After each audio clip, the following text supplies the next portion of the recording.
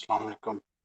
जी बच्चों, आज का लेक्चर जो है वो हमारा 6 वीक्स का सेकंड लेक्चर है और आज हम पढ़ेंगे कि ग्लोबल एनवायरमेंटल इश्यूज में ओजोन डिप्लीशन जो है किस तरह से होती है और उसके क्या कॉजेज होते हैं, उसके क्या इफेक्ट्स होते हैं और उसको किस तरह से जो है ना प्रिवेंट किया जा सकता है।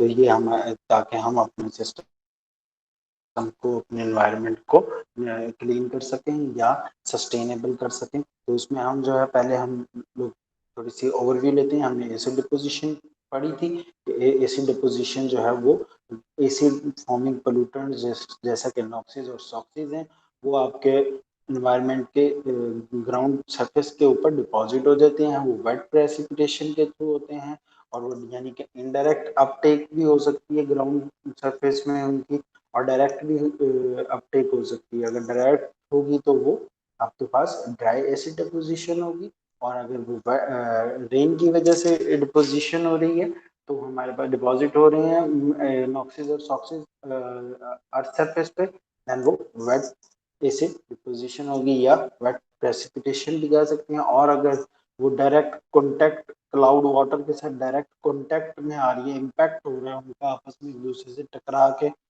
वहां पे नॉक्सिस और सॉक्सिस जो है वो क्लाउड वाटर के अंदर एब्जॉर्ब हो रही है, तो इसको अकल्ट डिपोजिशन कहते हैं। फिर उसके कॉजेज थे कि मैनकाइंड की वजह से, मैनकाइंड एक्टिविटीज की वजह से ये नेचुरल में हमने पढ़ा था वोल्केनिक इरप्शंस वगैरह जिस तरह से होती है, या सॉलिड वेस्ट का बैक्टीरियल डिके होता है नेचुरली, की वजह से हमारे पास जो है प्रोड्यूस होती हैं। और मैनकाइंड यानी कि एंथ्रोपोजेनिक कॉजेज कौन से हैं इनकी एमिशन के, नॉक्सिस और सॉक्सिस के इनटू एटमॉस्फेयर, कि हम फॉसिल फ्यूल्स बर्न करते हैं for electricity generation, for factories, फैक्ट्रियों में हम यूटिलाइज कर रहे हैं फॉसिल फ्यूल्स, या हम अपने ऑटोमोबाइल व्हीकल्स में यूटिलाइज कर रहे हैं, तो वहां से ये एमिशंस क्रिएट होती हैं। देन ये आपके पास वाटर के साथ मिल के एसिड्स बनाती हैं, सल्फ्यूरिक एसिड और नाइट्रिक एसिड और अदर एसिड्स, वो आपके ज़मीन पे आके गिरते हैं तो आपकी ज़मीन की एसिडिटी की, सॉइल की एसिडिटी इंक्रीज करते हैं, वाटर रिजर्वायर्स की एसिडिटी इंक्रीज करती हैं, जिसकी वजह से वाटर की एक्वाटिक लाइफ जो है वो डिस्टर्ब होती है, और सॉइल की एसिडिटी की वजह से आपके प्लांटेशन डैमेज होती है, वेजिटेबल्स आपके ख़राब हो जाती हैं, उनके लीव्स ख़राब हो जाते हैं। तो ये हमने, और फिर इसके अलावा जो है वो डिफरेंट बिल्डिंग स्टैचूज जो हैं वो ख़राब हो सकते हैं। तो हमने यहाँ पर पढ़ा था एसिड डिपोजिशन के इफेक्ट में, एसिड डिपोजिशन जो है वो आपके एक्वाटिक इकोसिस्टम पे और टेरेस्ट्रियल इकोसिस्टम के ऊपर, दोनों के ऊपर असरअंदाज करती है। हमारे एटमॉस्फेयर की एयर की विजिबिलिटी को डिस्टर्ब करती है और पब्लिक हेल्थ पे, ये थोड़ा सा हम लोग ऑलरेडी कर चुके हैं, थोड़ा सा क्विकली जो है ना ओवरव्यू कर रहे हैं।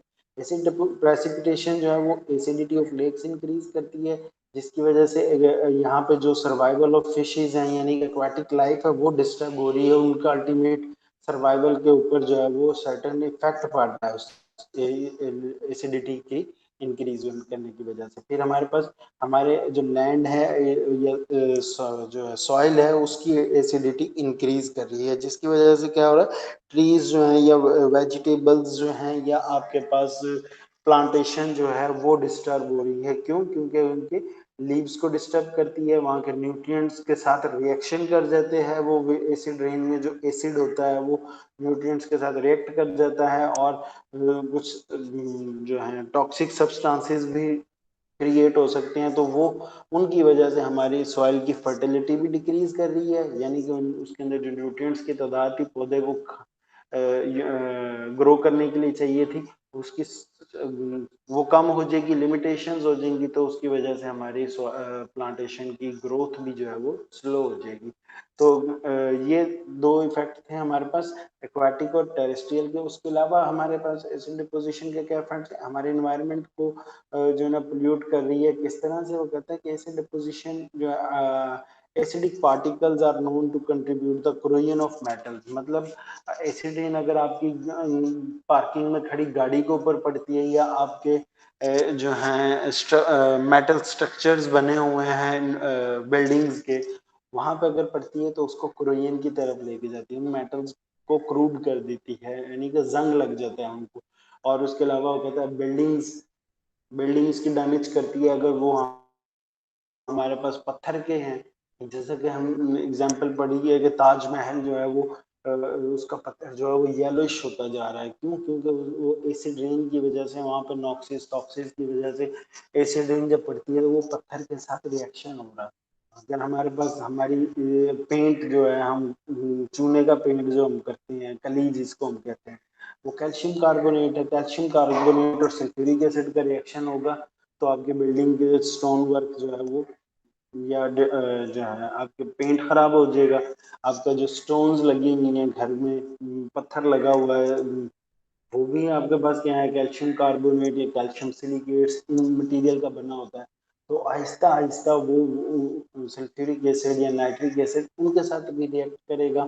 या स्टैचूज या मोनामेंट्स, ये डिफरेंट आपके पास जो इन्वायरमेंट में चीजें एग्जिस्ट करती हैं फिजिकली, उनको भी उनको क्रोइन की तरफ लेके जाती है। तो हमारे पास इसलिए इसका जो है वो हमारी सोसाइटी के ऊपर एक बहुत बड़ा इफेक्ट है। ओके, उसके अलावा क्या कहता है कि acid deposition can also damage paints on buildings. ये मैं आपको ऑलरेडी बिल्डिंग्स के और कार के भी पेंट को खराब करती है। And soil buildings and soil buildings and other structures, मतलब मिट्टी वाली जो बिल्डिंग्स बनी हुई हैं उनको भी ये डैमेज कर सकती है। और अदर स्ट्रक्चर्स का मतलब है कोई भी स्ट्रक्चर आपने बनाया हुआ है बिल्डिंग टाइप जो है उसको खराब करती हैं। उसके अलावा कहता है additionally the same gases that cause acid deposition are responsible for the formation of small particles. जब ये गैसेस क्रिएट जनरेट होती हैं और एटमॉस्फेयर में रिलीज हो जाती हैं तो ये अपने साथ, जैसे धुआं धुआं उठ रहा है ना, कहीं से धुआं प्रोड्यूस हो रहा है, स्मोक, तो स्मोक के साथ डस्ट पार्टिकल भी हैं, तो ये डस्ट पार्टिकल्स को अपने साथ ट्रैप कर लेती है। या जो है ना ये इकट्ठे होना स्टार्ट हो जाते हैं पार्टिकल्स जो हैं वो स्मॉल टाइप के पार्टिकल्स इन एयर जो है वो प्रोड्यूस हो जाते हैं, फॉर्म हो जाते हैं, जिसकी वजह से हमारे एटमॉस्फेयर की विजिबिलिटी जो है वो कम हो जाती है। इसकी एग्जांपल मैं आपको देता हूँ, स्मोक।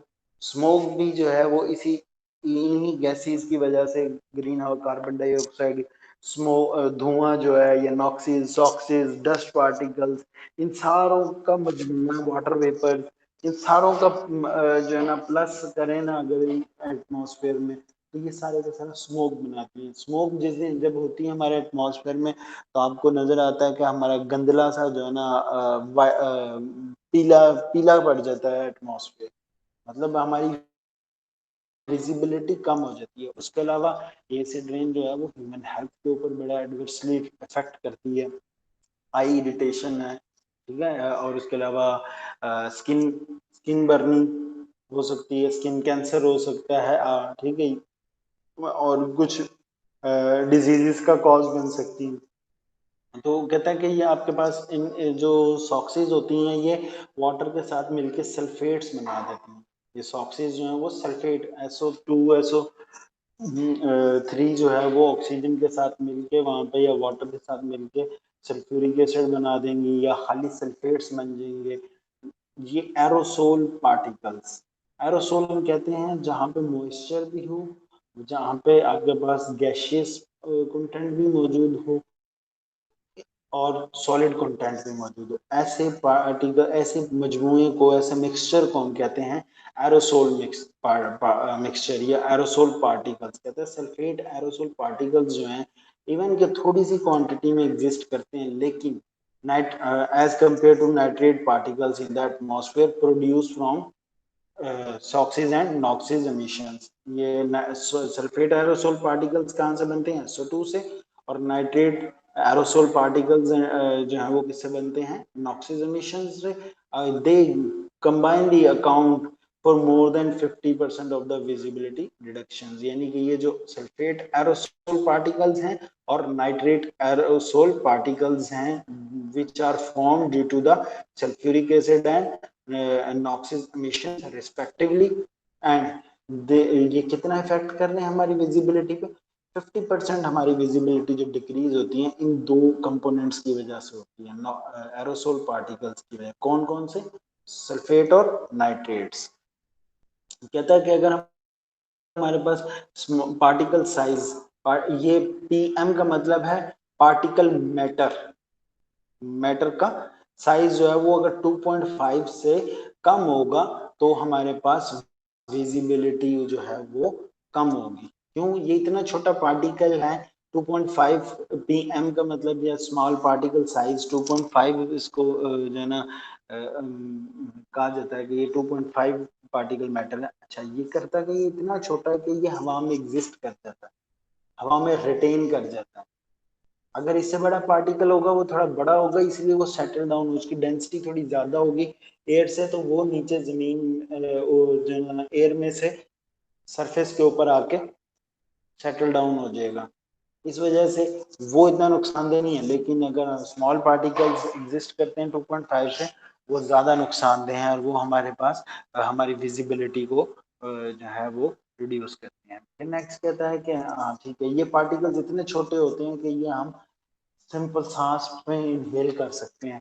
तो हेल्थ के ऊपर हमारा बड़ा डीपली इसका इफेक्ट होता है। कहते हैं these particles are small enough in size to be inhaled deeply into the lungs tissues, मतलब लंग्स में चले गए, वहां पे अकोमुलेट हो गए, एग्रीवेटिंग द रेस्पिरेटरी, हमारे रेस्पिरेटरी सिस्टम को जो है वो डिस्टर्ब करेंगे। हमारी कार्डियो पल्मोनरी सिस्टम जो है, ये हमारा गले का जो सिस्टम है उसको सारे के सारे को जो है वो डिस्टर्ब करेंगे। And specially in sensitive population, sensitive population का मतलब है बच्चों में या बूढ़ों में, सीनियर सिटीजन्स में और यंगर्स में, यानी कि न्यू बॉर्न बेबीज जो होते हैं छोटे, अगर वो ऐसी एटमॉस्फेयर में सांस ले रहे हैं जहाँ पे ऐसे फॉर्मिंग पोल्यूटेंट्स एग्जिस्ट करते हैं और जिनकी वजह से पार्टिकल साइज जो है वो 2.5 से कम है, तो उनके जो है ना पल्मोनरी कार्डियो पल्मोनरी जो है गले का सिस्टम जो है, सांस लेने का जो सिस्टम है, ये डिस्टर्ब हो सकते हैं।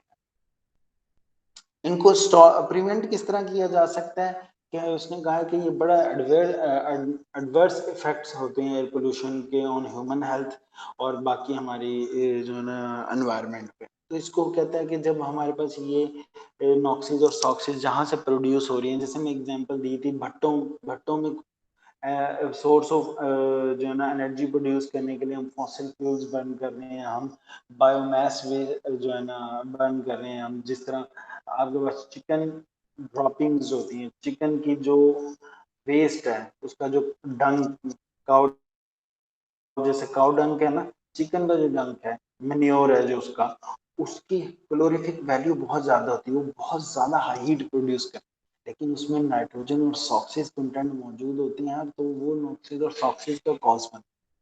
अच्छा, आज ऐसे ऐसे चिमनीज, स्मोक स्मोक स्टैग, जहाँ से धुआं निकलता है, अगर गवर्नमेंट जो है ना वो इस चीज को पर लॉ बना दे कि जहाँ पे स्मोक चिमनीज है वहां पे हम स्क्रबर इस्तेमाल करें। स्क्रबर का क्या करते हैं? They help, they trap the pollutants, ये उन गैसियस पोल्यूटेंट को, नॉक्सिस और सॉक्सिस को वहीं पे रिमूव कर दें। मतलब वहां पे यूं समझ लो कि आप एक मेम्ब्रेन लगा रहे हो, एयर जो है ऑक्सीजन और नाइट्रोजन के कंटेंट्स अगर हैं तो वो उस मेम्ब्रेन में से निकल के जा रहे हैं और बाकी नॉक्सिस और सॉक्सिस जो है वो उसी वहीं पे ट्रैप हो जाएंगी उसी स्क्रबर के अंदर। ये स्क्रबर जो है ये पोरस होता है, ठीक है। इस पोरस के अंदर जो है वो मटेरियल ऐसे लगा होता है कि ये आपकी नॉक्सिस और सॉक्सिस को अपने साथ अटैच कर लेते हैं और क्लीन एयर आपके एटमॉस्फेयर में रिलीज होती है। तो या तो इस तरह से इसको प्रिवेंट किया जा सकता है, या वो कहते हैं कि आपके पास कैटालिटिकल कन्वर्टर्स इन कार्स, आप अगर कार के अंदर से नॉक्सिस और सॉक्सिस निकल रही है तो उससे पहले एग्जॉस्ट जो उसका सिलेंसर है उससे पहले आप कैटालिटिकल कन्वर्टर्स लगा दो। Car are now fitted with catalytical converters which remove 3 dangerous chemicals from exhaust gases. Exhaust gases जो निकल के जा रही हैं उनमें से 3 उनको रिड्यूस कर दिया। वो 3 कौन कौन सी हैं?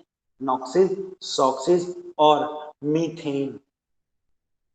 आपने ग्रीन हाउस गैसेस में पढ़ा था मीथेन।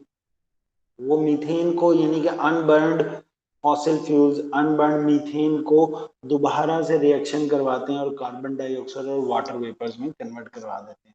तो ये कैटालिटिकल कन्वर्टर क्या करता है, देखिए, it convert the harmful gases into less harmful gases. NOxes हैं उनको N2O या NO2 की बजाय उसको नाइट्रोजन में N2 में कन्वर्ट कर देता है।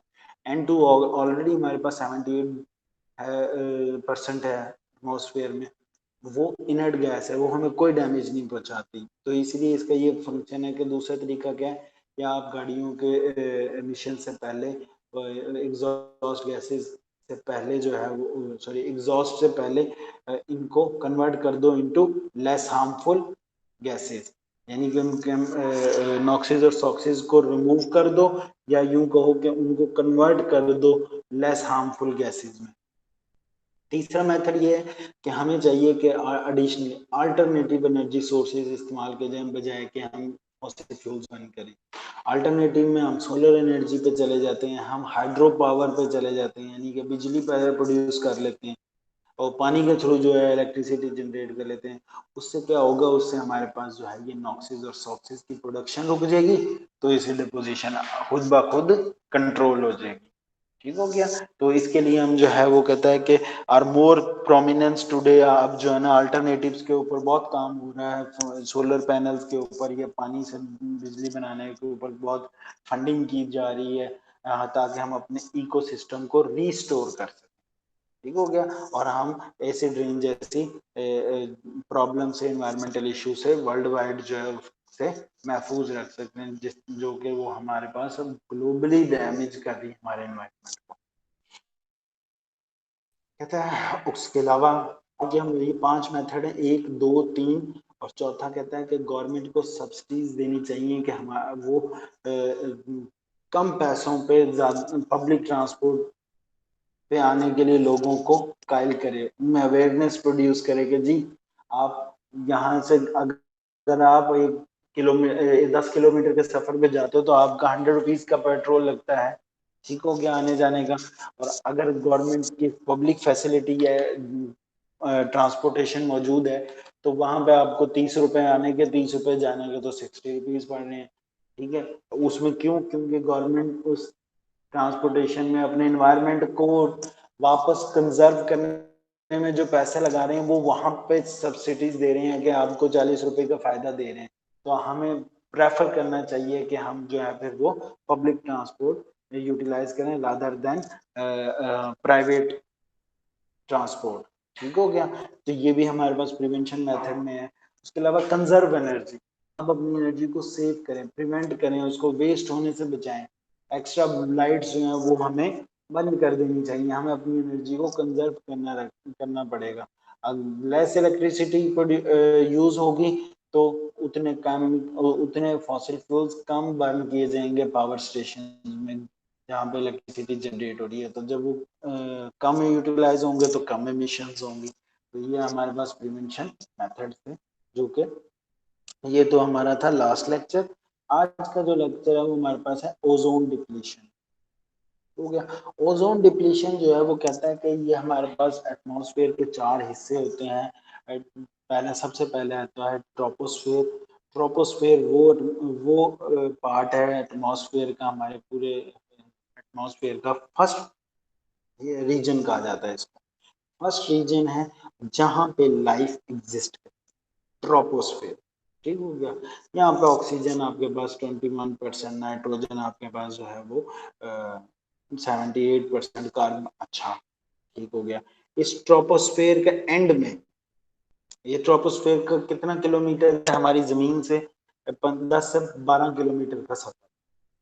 अपवर्ड मूव करें तो 10 से 12 किलोमीटर की जो हाइट है, वहां तक हमारा ये ट्रोपोस्फेयर है। ट्रोपोस्फेयर के अंदर ही आपकी जो कार्बन डाइऑक्साइड गैसेस की जो लेयर है, जो ग्रीन हाउस इफेक्ट का कॉज बनती है, यानी कि ग्रीन हाउस इमिशंस की लेयर है, वो एग्जिस्ट करती है। उसके बाद सेकंड स्टार्ट हो जाता है, जिसको हम कहते हैं स्ट्रेटोस्फेरिक रीजन। फिर हमारे पास जो है वो ट्रॉफिक मीजोफेरिक रीजन है, फिर थर्मोफेरिक है हमारे पास। ठीक है, तो ये हमारे पास 4 हैं, जिनमें अभी हम सिर्फ ओजोन डिप्लीशन।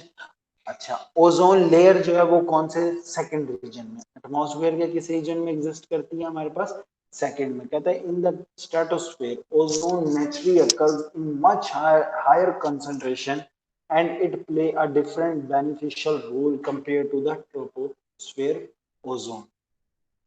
ट्रोपोस्फेयर का जो बिल्कुल अपर एरिया है वहां पे भी आपके पास वो कहता है ओजोन के मॉलिक्यूल्स एग्जिस्ट करते हैं, लेकिन कंसंट्रेशन बहुत वहां पे कम होती है। ठीक हो गया। ओके, नेक्स्ट कहता है स्ट्रेटोस्फेरिक ओजोन लेयर जो है intercept much of the ultraviolet radiation. ये लाखों की तादाद में मॉलिक्यूल्स जो हैं स्ट्रेटोस्फेयर में एग्जिस्ट करते हैं, और कितनी, अगर मैं हाइट के अकॉर्डिंग करूं तो अर्थ सरफेस से ओजोन लेयर जो है वो 25 किलोमीटर के हाइट पे 25 से 35 किलोमीटर की हाइट में एग्जिस्ट करती है। मतलब यूं समझ लो कि जितना हमारा ये ट्रोपोस्फेयर है जहाँ पे ये जहाज चलते हैं और जहाँ पे हम लोग रहते हैं, ठीक है, इनको मिला के ये जहाँ जो जहाज है ना वो ट्रोपोस रीजन में फ्लाई करते हैं, स्ट्रेटोस में नहीं करते, वो सिर्फ हमारे पास कहाँ करते हैं, ट्रोपो में। अब देखो आप खुद ही हम देखते हैं कितनी ऊंचाई पे लग रहे होते हैं, छोटे छोटे से जहाज नजर आ रहा होता है। ठीक हो गया। वो अब मतलब 12 किलोमीटर 15 किलोमीटर की रेंज में जो है वो वेरी करती है, जरूरी नहीं है, लेकिन एवरेज हाइट बताइए 12 किलोमीटर जो है वो अपवर्ड मूव करो तो 12 किलोमीटर तक ट्रोपोस्फेयर है। यहाँ बात कर रहा हूँ मैं कि ट्रोपोस्फेयर के बाद जो है वो स्ट्रेटोस्फेयर रीजन स्टार्ट होता है, जिसके अंदर लाखों की तादाद में ओजोन मॉलिक्यूल्स एग्जिस्ट करते हैं। वो रीजन कितना, कहाँ से है, 25 से लेके 35 किलोमीटर तक के रेंज में जो है ये ओजोन लेयर एग्जिस्ट, मतलब तकरीबन 10 से 12 जितना हमारा रहने के लिए ट्रोपोस्फेयर, इतने में तो सिर्फ ओजोन लेयर एग्जिस्ट करती है स्ट्रेटोस्फेयर रीजन में। तो कितने करोड़ों मॉलिक्यूल्स होंगे वहां पे ओजोन के। वो ओजोन करती क्या है, वो हमारे पास सूरज की जो हाई वेवलेंथ है, यूवी रेडिएशंस हैं, अल्ट्रावायलेट रेडिएशंस जो है उनका मोस्ट ऑफ द पार्ट को वो वहां पे स्क्रीन आउट कर रही है, स्टॉप कर रही है।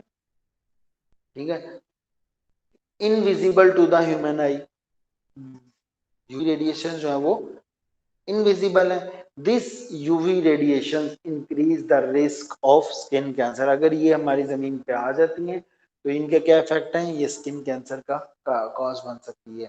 ये हमारे पास कैटरैक्ट्स एंड इम्यून सिस्टम को डैमेज कर सकती है, प्रॉब्लम क्रिएट कर सकती है हमारे ह्यूमंस के अंदर। ठीक हो गया, यानी कि हेल्थ प्रॉब्लम्स जनरेट हो सकते हैं due to the UV radiations. Okay, कहता अल्ट्रावायलेट रेडिएशंस जो है UV light is required for ozone to form in the stratosphere.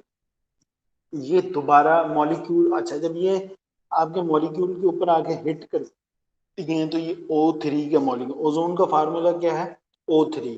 O3 के मॉलिक्यूल को ये जो है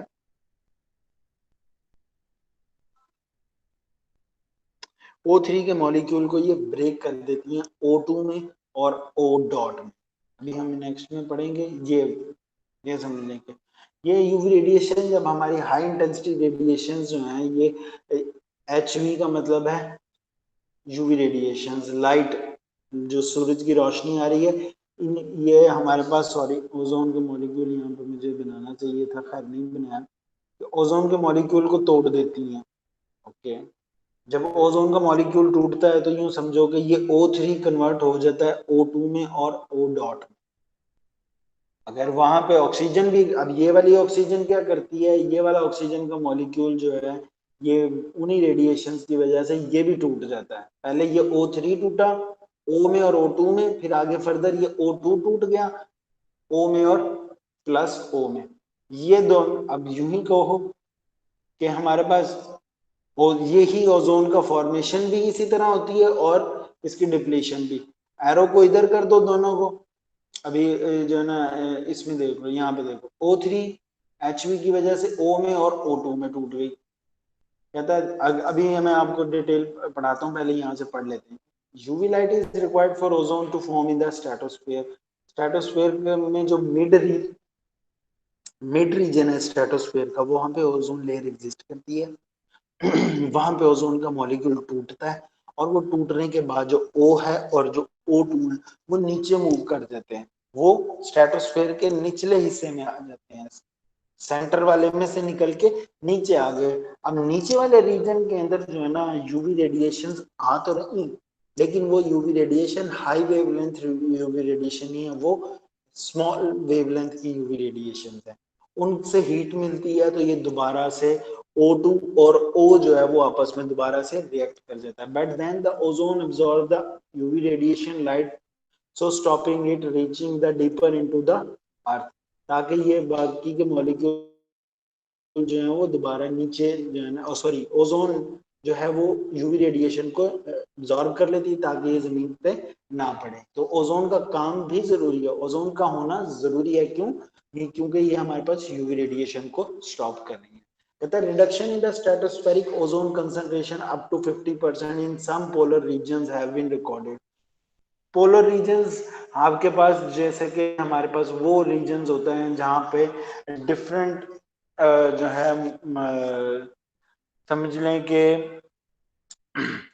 बर्फानी इलाके, ग्लेशियर्स वाले एरियाज, उन रीजन्स को हम कहते हैं पोलर रीजन्स।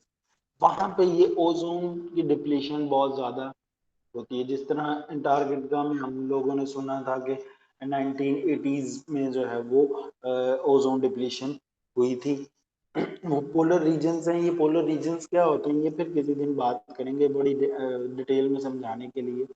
मेरा ख्याल है कि किसी एक लेक्चर में इसका जो है ना कंटेंट है, पिक्चर्स भी हैं, वो फिर किसी दिन दिखा दूंगा। Smaller reductions of 5 to 10% have been detected in middle and upper latitudes।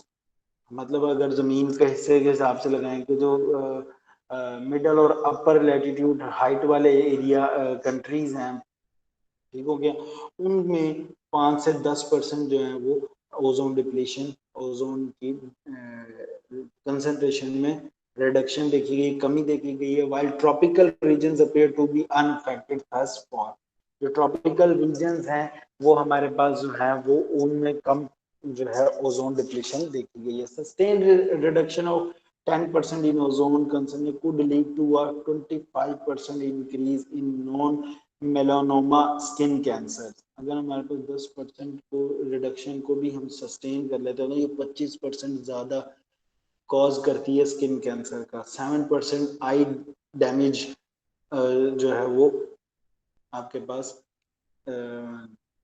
ये जो होता है ना उसका आईज का कॉन्ट्रैक्टा, जहाँ पे जिसकी वजह से वो आपका फोकस बनता है, कॉन्ट्रैक्ट करती है वो लाइट्स को इमेज बनाने के लिए, उसको उस चीज को आई उस चीज को डैमेज कर देती है। 7% वो इंक्रीज हो सकता है और स्किन कैंसर जो है वो 25% इंक्रीज हो सकता है अगर 10% आपकी ओजोन की कंसंट्रेशन में रिडक्शन आती है। तो ये आपके पास थोड़े से इनको इसके ओजोन डिप्लीशन क्या होता क्या है, पहले तो बात करते हैं ओजोन गैस मॉलिक्यूल जो है वो कैसे बना, कैसे आखिर एटमॉस्फेयर में जो है वो बना कैसे।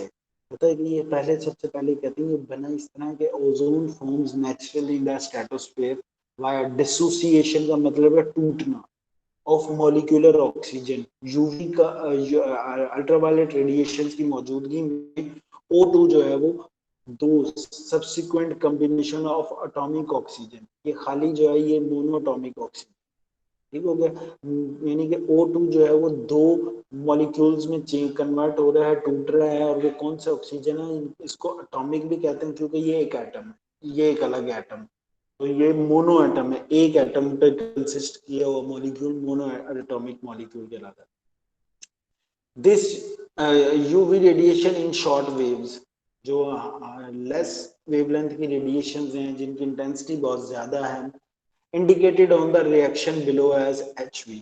HV का मतलब आपको बता दिया कि इसके छोटी वेवलेंथ वाले मॉलिक्यूल्स जो यूवी रेडिएशंस जो हैं वो इसको तोड़ देती हैं। ये वाला O, और जाहिर है अब एटमॉस्फेयर में एक O2 तो नहीं है ना, लाखों की तादाद में, उनमें से 10 टूट गए हैं तो उस 10 में से ये इन दोनों ने आगे 10-10 को O2 10 इसने 10 मॉलिक्यूल इस्तेमाल, या यूं कहो कि एक टूटा दो में, एक ने ये इस्तेमाल कर लिया, इसने भी एक और ऑक्सीजन इस्तेमाल कर ली, तो एक O2 तोड़ के दो मोनोएटॉमिक बना रहा है, वो दोनों दो मोनोएटॉमिक जो है वो दो ओजोन आगे बना रहा है। कैसे? O प्लस O2 ये आपस में कंबाइन हो जाएंगे और ये क्या बना देंगे, O3 का मॉलिक्यूल। तो इस तरह से जो है ना नेचुरली ओजोन जो है वो हमारे एटमॉस्फेयर में फॉर्मेशन हुई है, और उसका फायदा क्या हुआ कि ये हमारे पास यूवी रेडिएशन को, हाई वेवलेंथ की यूवी रेडिएशन को स्टॉप करती हैं। Ozone concentration peak in lower stratosphere 25 से 35 किलोमीटर है, जो हमें प्रोटेक्टिव फंक्शन प्रोवाइड करती है। This high density of gases is so low so that O2 rarely finds O2 to collide with, ठीक है, कहते हैं अबव दिस हाइट, अगर इससे ऊपर जो चले जाएं तो हमारे पास O जो है, खाली O का मॉलिक्यूल जो है वो लो होता है, सो लो डेंसिटी ऑफ गैसेस, मतलब वहां पर जैसे जैसे ऊपर जा रहे हैं ना स्ट्रेटोस्फेयर से निकलते ही, मतलब सॉरी ट्रोपोस्फेयर से निकलते ही अगर हम स्ट्रेटोस्फेयर में जाते हैं तो वो कहता है यहाँ पे हमारे जो मॉलिक्यूल्स हैं ऑक्सीजन की, सॉरी गैसेस की जो डेंसिटी है वो कम होती जा रही है। डेंसिटी आपको पता है ना कम होती है जैसे जैसे हमारे पास, अच्छा डेंसिटी कम हो रही है इसलिए तो ऊपर मूव कर रहे हैं, क्यों? क्योंकि एक्सपैंड कर रही है, मैस बाय वॉल्यूम, वॉल्यूम ज्यादा ऑक्युपाई कर रही है, वजन कम है, ठीक है। तो वो कहता है कि O2 जो है वो रेयरली फाइंड द O2, जैसे जैसे हम ऊपर जाते जाएंगे स्ट्रेटोस्फेयर से भी अगर हम ऊपर जाएंगे 25 से 30 किलोमीटर, तो वहां पे हमारे पास ऑक्सीजन और मॉलिक्यूल्स एग्जिस्ट नहीं करेंगे, ठीक हो गया। टू कोलाइड विद, क्योंकि इनकी डेंसिटी जो है वो लो होगी, okay, so that there is not much O2 formation. इससे ऊपर जो है वो 35 किलोमीटर 40 किलोमीटर से अपवर्ड जो है, जो आगे रीजन स्टार्ट हो जाते हैं थर्ड और फोर्थ, वहां पे ये गैसेस एग्जिस्ट ही नहीं करती, तो वहां पे ये बनेंगी भी नहीं, ठीक है, ओजोन का मॉलिक्यूल बनेगा नहीं। तो बिलो दिस हाइट जो है 35 किलोमीटर से नीचे नीचे ही हमारे पास ओजोन का मॉलिक्यूल बनेगा। 2 litre high intensity solar radiation penetrate to dissociate the much molecular oxygen, बहुत ज्यादा मॉलिक्यूल्स को जो है ना वो लार्ज अमाउंट मॉलिक्यूल में जो है ना O2 को ब्रेक कर देता है एटॉमिक ऑक्सीजन में, और वो फिर दोबारा किसी और O2 के साथ रिएक्ट करके O3 बना देती है। इसी तरह इसका डिप्लीशन है। डिप्लीशन किस तरह से होती है? Ozone is also destroyed naturally, ये बनती भी है और डिप्लीट भी हो रही है। अब एक क्वेश्चन बच्चे ने पूछा था पिछले लेक्चर में, सर ओजोन डिप्लीशन हो रही है तो ये तो नुकसान है बच्चे। अब देखो ओजोन जहाँ डिप्लीट हो रही है वहां खुद ब खुद बन भी जाती है। अल्लाह ताला ने इसको जो है ना ऐसा बैलेंस किया हुआ है कि हमारे पास ओजोन की फॉर्मेशन भी साइमल्टेनियसली हो रही है और साइमल्टेनियसली उसके मॉलिक्यूल टूट भी रहे हैं। टूट कैसे रहे हैं? ये डिसोसिएट हो रहे हैं due to the UV high wavelength की, हाई वेव्स की यूवी रेडिएशन की वजह से, एचवी की वजह से ये O3 टूट जाता है O में और O2 में। This is the reaction that is responsible for O3 absorption of UV radiation that would otherwise reach अर्थ, जो कि यूवी रेडिएशन को स्टॉप करते हैं, अदरवाइज ये हमारे अर्थ पे आ जाएंगी। ये वाला रिएक्शन जो है उनको स्टॉप कर रहा है। कहता है ओ, ये वाला O atom then typically joins with an oxygen molecule to form O3, ये वापस जो है O2 के साथ अगर मिल जाता है, यानी कि ये दोबारा यही वाला रिएक्शन दोबारा हो जाए, ये दोनों आपस में मिल जाए तो वापस ये भी बना सकते हैं। और पॉसिबिलिटी ये भी है कि ये O है, अब जहां जब ये O3 एक टूटा है तो इसका मतलब नहीं कि एक ही था, लाखों की तादाद में O3 मॉलिक्यूल टूट रहे हैं और लाखों की तादाद में अभी और भी एग्जिस्ट करते हैं। ये वाला ही O बजाय इसके साथ रिएक्शन करने के वो इसके साथ रिएक्शन कर देता है, तो जब ये O3 और O दोबारा रिएक्शन करते हैं ये दोनों मिलकर दो ऑक्सीजन के मॉलिक्यूल बनाते हैं। अब ये वाला, अब जाहिर है जब लाखों में से 10 इधर इस्तेमाल हो गए, 20 इसमें, इसके साथ भी रिएक्ट कर सकते हैं, इन दो के साथ भी, ये मजीद फिर टूट जाएंगे। मतलब ये रिएक्शन कॉन्टिन्यूसली ब्रेक भी हो रहा है, फॉर्मेशन भी हो रही है, ब्रेक भी हो रहा है, फॉर्मेशन भी हो रही है। O3 goes on to dissociate and reform many times, टूटता है, बनता है, टूटता है, ओजोन का मॉलिक्यूल बनता है until it collide with a free O atom forming two relatively stable O2 molecules, ठीक है। ये यहाँ पे ये बन जाता है, ये नीचे को convergent to relatively stable oxygens, ये थोड़ा नीचे आती है मूव करके, वहां पे लेस यूवी रेडिएशन जो है इनको कन्वर्ट कर देती है दोबारा O3 के अंदर, जो पिछले स्लाइड में पढ़ के हैं। तो फॉर्मेशन और डिस्ट्रैक्शन या depletion are normally in a study state, कौन एक स्पीड के साथ हो रहा है, रेट ऑफ फॉर्मेशन और रेट ऑफ डिस्ट्रक्शन या ब्रेक डाउन होना, दोनों स्टडी स्टेट में स्पीड उनकी बराबर की है। So rate of its formation is equal to the rate of its removal, इसलिए हमारे पास ओजोन की लेयर जो है वो बरकरार है। The sphere depletion of the entire ozone layer known as ozone hole, अगर हमारे पास लाखों की तादाद में मॉलिक्यूल्स जो हैं वो वहां पे ब्रेक कर जाए ओजोन के, तो वहां पे एक ओजोन होल क्रिएट हो जाता है। That occurs because of the special atmospheric and chemical condition that exist there and nowhere else on the globe. यहाँ पे जो ओजोन होल बना था वो क्यों था, क्योंकि वहां पे कुछ ऐसे केमिकल कंडीशन एग्जिस्ट करते थे, जैसा कि मैंने आपको बताया था कि क्लोरोफ्लोरोकार्बन जो हैं वो इसको इसके रीजन थी। ठीक हो गया। पोलर क्लाउड, स्ट्रेटोस्फेरिक क्लाउड जो हैं वो यहाँ पे टेम्परेचर विंटर में बहुत ज्यादा लो हो जाता है। ठीक है। अब लो होने की वजह से क्या होता है कि जो ओजोन की हमने फॉर्मेशन पड़ी थी ना, टेम्परेचर अगर लो हो गया है तो मॉलिक्यूल जो ओजोन का टूटता है ना वो दोबारा बनना बंद हो जाता है। लो विंटर टेम्परेचर में ऐसे रीजन जहां पे बहुत ज्यादा लो टेम्परेचर, जैसे ग्लेशियर्स की मैं बात कर रहा था, वहां पे टेम्परेचर इतना लो हो जाता है कि वहां पे जो फॉर्मेशन है O2 की प्लस O की इंटू O3 वो स्टॉप हो जाती है। इसलिए वो Aahista Aahista Aahista molecule ozone layer टूटती जा रही है, O3 टूटता जा रहा है और वहां पे एक ओजोन होल क्रिएट हो गया। ये रीजन थी जो हमारे पास ओजोन होल वहां पर एक ये थी, और दूसरा वहां पे ऐसे कंपोनेंट्स थे जो कि O3 के साथ रिएक्ट कर रहे थे, जैसा कि हमारे पास क्लोरोफ्लोरोकार्बन होते। ठीक है। They allow chlorine and bromine reaction to produce the, हाँ देखो ये वो कह रहा है कि combined with the relative isolation of polar stratospheric air allow chlorine and bromine reaction. ये क्लोरीन और ब्रोमीन का molecule, oh sorry atom, chlorofluorocarbon में से सेपरेट होता है, निकलता है, अकेला सेपरेट हो रहा है। ये क्लोरीन का मॉलिक्यूल जो है वो O3 के साथ रिएक्ट करके O2 बना देता है। यहाँ पे इसमें ये लिखा हुआ है, ये वो रिएक्शन है जो क्लोरोफ्लोरोकार्बन की वजह से ओजोन डिप्लीशन होती है। अभी मैं बता देता हूँ जी।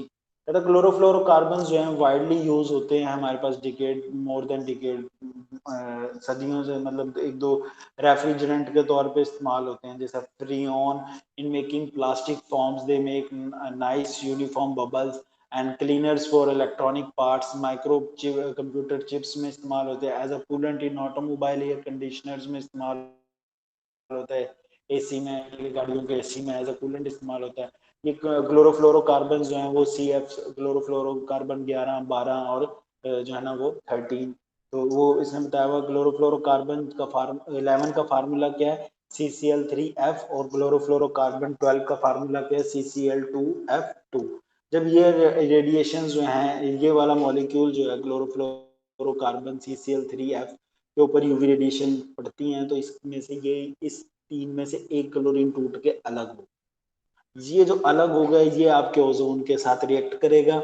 यहाँ पे लिखा हुआ है ये all carbon bond would eventually be release, ये आपके पास जो है वो कार्बन, इसके ये कार्बन के साथ जो है इसका मॉलिक्यूल जो है वो टूट गया, ये बनाया। कहता है कि फिर हमारे पास ये जो अकेला क्लोरीन है ये ओजोन के मॉलिक्यूल को तोड़ देता है, O2 अलग कर देता है, और जो O बचा और ये जो Cl, ये दोनों आपस में मिलके ClO बना देते हैं। ये डॉट का मतलब है रेडिकल, रिएक्टिव है। ठीक है। ClO dot is chlorine monoxide, it is very reactive, यह बहुत ज्यादा रिएक्टिव है। This basically the chlorine steel ozone third O atom, यानी कि तीसरे में से एक को उसने स्टील कर लिया, जिसके साथ रिएक्ट कर लिया, Hastings the conversion of O3 into the relatively stable O2 molecule, यानी कि O2 में कन्वर्ट कर दिया। आगे ये रिएक्शन जो है ये वाला, यहाँ पे फिर एक आगे फर्दर अकेले क्लोरीन के साथ रिएक्ट करेगा और हमारे पास ये Cl डॉट फिर बन जाएगा और यानी कि ये फिर दोबारा रिएक्शन क्लोरीन अवेलेबल हो गया O3 को तोड़ने के लिए। तो ये वाला जो है ना क्लोरीन बार बार बनता जाएगा और ओजोन के मॉलिक्यूल को बार बार तोड़ता जाएगा, तो वहां पे ओजोन की डिप्लीशन, ओजोन के मॉलिक्यूल्स अनटिल ये वाला क्लोरोफ्लोरोकार्बन्स वो ऊपर से और स्ट्रेटोस्फेयर के रीजन में से मूव करता करता करता करता हुआ नीचे ना आ जाए, जमीन पे आके डिपॉजिट ना हो जाए। अगर जब तक ये एग्जिस्ट करता रहेगा ये लाखों की तादाद में मॉलिक्यूल्स को ब्रेक करता रहेगा। ठीक हो गया, ये उसकी दोबारा फॉर्मेशन होती जाएगी। तो कहता है लाखों की तादाद में O3 के मॉलिक्यूल्स जो है ना क्लोरीन एटम जो डिस्ट्रॉय करता है और उसके ये हमारे पास कहता है क्लोरोफ्लोरोकार्बन 75 साल तक जो है ना एग्जिस्ट कर सकता है, रेजिडेंस टाइम है क्लोरोफ्लोरोकार्बन का 100 साल तक जो है ये हमारे पास ओजोन होल के कॉज बन सकते हैं। Does not explain the ozone hole which only form the when chlorine is again released from the reservoir substances. मतलब अगर पूरा क्लोरोफ्लोरोकार्बन अगर एज इट इज है तो ये ओजोन होल नहीं जनरेट करता। कौन करता है? इनमें से निकला हुआ क्लोरीन का एटम, इनमें से निकला हुआ क्लोरीन का एटम। ठीक हो गया, तो ये हमारे पास ये क्लोरीन देखो, वो मैंने कहा था ना कि ये फर्दर रिएक्शन कर जाती है। अगर वहां पे आपके पास मीथेन गैस एग्जिस्ट करती हो तो ये क्लोरीन उसके साथ रिएक्शन करके HCl बना देता है और ये HCl जो है वो प्रेसिपिटेट होकर जमीन पे आ जाता है। इसी तरह ये नॉक्सिस अगर मौजूद हो और ये मेटल मॉलिक्यूल्स मौजूद हो तो ये हमारे पास जो है ClONO2 हाइपोक्लोरो नाइट्रेट बना देता है और प्लस M मॉलिक्यूल जो है वो बन जाता है। ये फिर जो है ना नीचे सेटल डाउन हो जाते हैं प्रेसिपिटेशन के थ्रू। तो इस तरह से हो सकता है कि हमारे पास ये क्लोरोफ्लोरोकार्बन जो है वो किसी और शेप में कन्वर्ट होके माइग्रेट करके ट्रोपोस्फेयर में आ जाए और वहां पे बारिश के थ्रू जो है ये ओजोन एसिड रेन बन के जमीन के ऊपर आ सकते हैं। तो ये हमारे पास वो उसका ये पोलर रीजन है टारगेट का। यहाँ पे टेम्परेचर देखो लो है, माइनस में टेम्परेचर है। ठीक हो गया, ये एक रीजन स्पेसिफिक रीजन है, यानी कि इन दोनों के सेंटर में जो है वो उसने पोलर रीजन दिखाया हुआ है। ठीक है, तो यहाँ पे जो टारगेट का वाला जो एरिया लो टेम्परेचर होने की वजह से यहाँ पे वो कहता है कि -90 -80 डिग्री सेल्सियस। तो पोलर सब्सटेंस यहाँ, बल्कि यही स्लाइड थी जिसकी मैं बात कर रहा था कि यहाँ पे हमारे पास पोलर रीजन जो है क्रिएट हो जाता है जिसकी वजह से है ये यहाँ पे ओजोन की डिप्लीशन के ज्यादा चांसेस होते हैं। क्यों? क्योंकि फॉर्मेशन दोबारा नहीं होती। O3 मॉलिक्यूल जो है O प्लस O2 मिलके O3 नहीं बनाते। तो ये आपका जो है ना आज का लेक्चर था। तो इंशाल्लाह हम जो है नेक्स्ट लेक्चर में मिलेंगे। अगर कोई क्वेश्चंस होंगे तो वो हम क्लास डिस्कशन में करेंगे, रिकॉर्डिंग आपको भी प्रोवाइड करेंगे।